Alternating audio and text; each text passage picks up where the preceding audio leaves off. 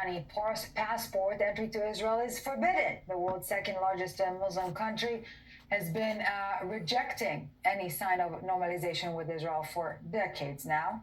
But it is also the only Muslim country with nuclear weapons.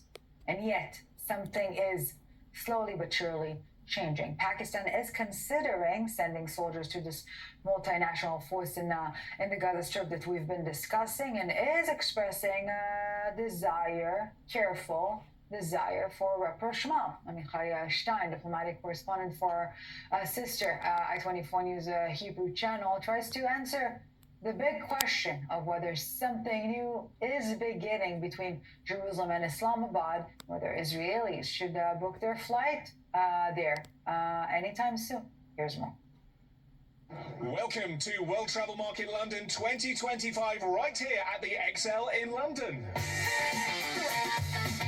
WTM Tourism Fair in London this year was definitely the place for unusual meetings. עברנו בין הביתנים השונים באזורים שלנו, והיה ביתן של פקיסטן, וכן, בא היועץ של ראש הממשלה, בחור מאוד חיובי, מאוד לבבי, ערכנו שיחה לא קצרה. Why is this surprising? We're talking about a Muslim country that has no diplomatic relations with Israel, and on its passport it says entry to Israel is forbidden. כמובן שהוא ידע מאיפה אנחנו, אנחנו ידענו מאיפה הוא. אפילו החלפנו כרטיסי ביקור.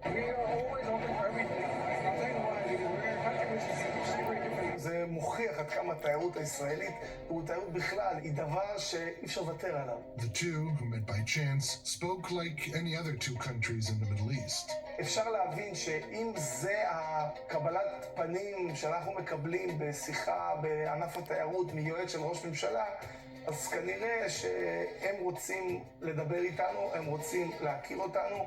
But the Pakistani government was under pressure and announced there was never such a meeting. The two never spoke. So what is the deciding factor? Does the fact that the two spoke signal the opening of a new page in Israel-Pakistan relations? Or does the denial mean once an enemy, always an enemy? You know that if we want peace in our region, you cannot do that if you don't speak to the Israeli people.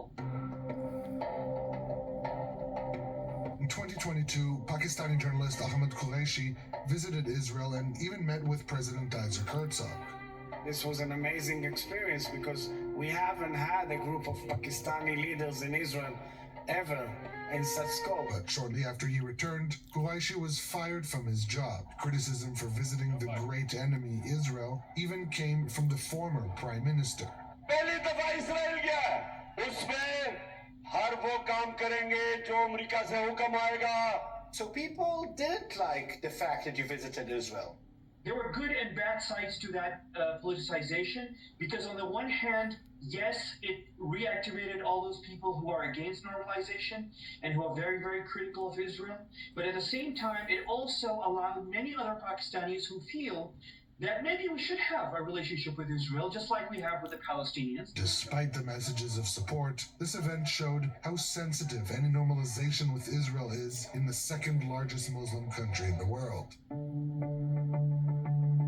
Pakistan was founded a year before the establishment of the State of Israel, but unlike other countries, it never recognized it. The main reason, a deep identification with the Palestinian issue and giving priority to its Islamic identity. בעצם החלוקה של תת היבשת ההודית ב-1947, ובעצם הסיפור שבין פקיסטן לבין הודו, יצר אצלם איזשהו נרטיב שהוא דומה מבחינתם לסיפור הישראלי-פלסטיני, מבחינתם איזושהי לקיחה של אדמות מוסלמיות, ולכן הם מזדהים כל כך עם המאבק הפלסטיני. Israeli concern about Pakistan grew in the 1990s.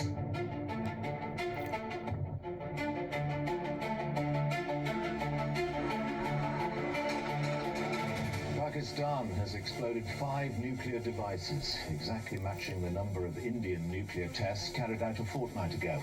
In 1998, Pakistan conducted a nuclear test and became the first Muslim country to possess such a weapon. The Israeli concern was clear.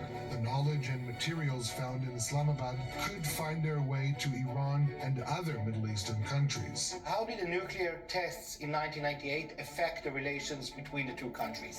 The first contacts between Israel and Pakistan actually happened because of the nuclear factor, because you cannot have two nuclear-armed nations in this region that don't have some sort of communication in order to dissipate or avoid any kind of misunderstanding. At a certain stage, Pakistan even feared an Israeli attack on its nuclear facilities. Twitter row between Pakistan and Israel. Pakistan's Defense Minister Khawaja Asif directed a tweet at Israel, believing it had threatened Pakistan with a nuclear attack. Fake news that had been circulating for a decade claimed that Israel was threatening a nuclear attack on Pakistan, an event that never happened.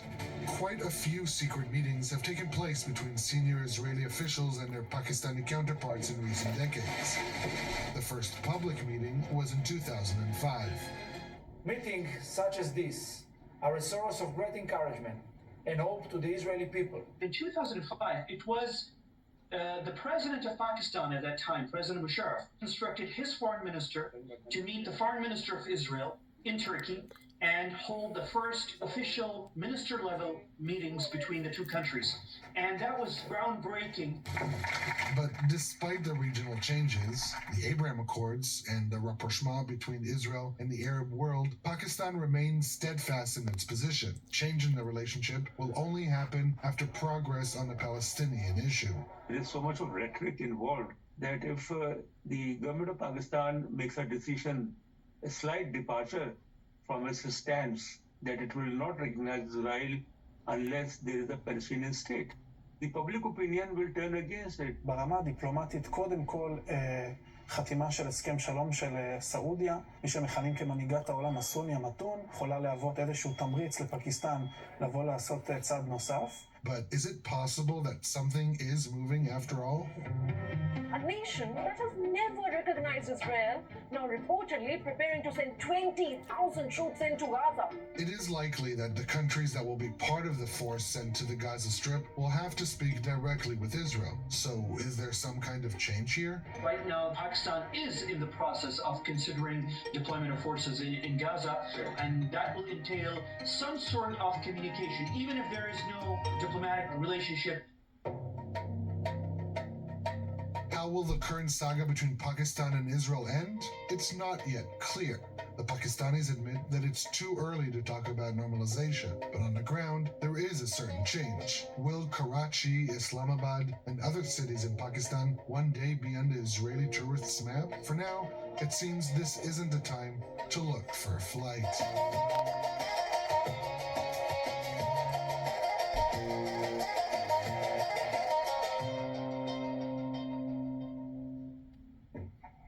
Who knows? All right, this is it from us for now.